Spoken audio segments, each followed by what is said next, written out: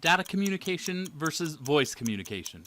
Once the controller is online, we've all but eliminated the WeatherTrack hardware as your communication issue. So the next thing we need to ask is your communication issue a problem with your connection? And we've already seen a little bit of this on the GPRS status test, but there are a few more things that need to be considered. So oftentimes controllers that have a connection issue are online, but users in the field will find themselves waiting and waiting and waiting for a command that they sent to get executed and get frustrated with the time lost to the communication delay.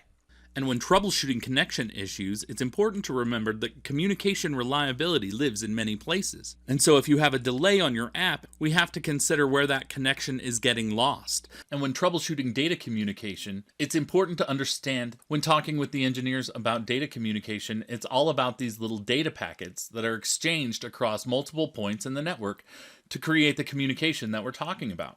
So rather than voice communication, little packets of data travel back and forth, helping us send signals to and from the controller. When troubleshooting, keep in mind the 5 important components that every communication system has. So there are 5 key parts: the messages, the sender, the receiver, the medium, and the protocols. To put that in WeatherTrack terms, the messages are the little data packets that get sent back and forth.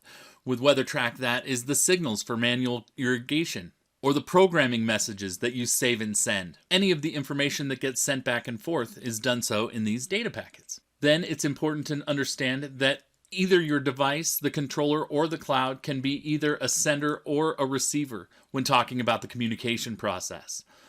At different times, these different devices have different jobs. And then we think of the medium as the cellular network, or the communication signal that is present there on site. And last but not least, we have the protocols that are the rules or the logic that is applied to each decision that gets made on how this information gets passed around. That's true of a lot of different places. There's protocols in place on the cell towers, there's protocols in place on the modems, there's protocols in place in the WeatherTrack cloud, and on the devices that you're managing. So troubleshooting involves identifying which part of this process is causing the delay. For example, if you're in the field and you want to send a signal from WeatherTrack Mobile to your controller to start manual irrigation, your phone becomes the sender. And so you start manual irrigation using WeatherTrack Mobile, and you send that signal or that message or that data packet. When the message gets sent, the WeatherTrack Mobile will pause. And then the message will leave through the medium of the cellular data network to the WeatherTrack receiver or the WeatherTrack cloud. And when the WeatherTrack cloud receives that information, that first handshake, that first step of that communication is complete. And once we process that message, we'll send it out again through the cellular network, and the WeatherTrack servers become the sender to the receiver or to the WeatherTrack controller in the field. When the controller receives its command, it will execute that data package or run whatever signal you just sent. So you'll be able to run stations manually or make changes in real time.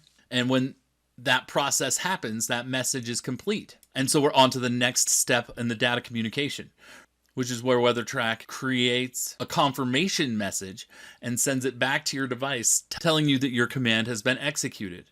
So as soon as manual irrigation starts, the controller becomes the sender, creates a confirmation message that goes through the cell phone towers to the WeatherTrack servers. And when it gets to the WeatherTrack servers, we complete that handshake and that leg is done. And then again, the server becomes the sender and sends that message through the cell tower to your device.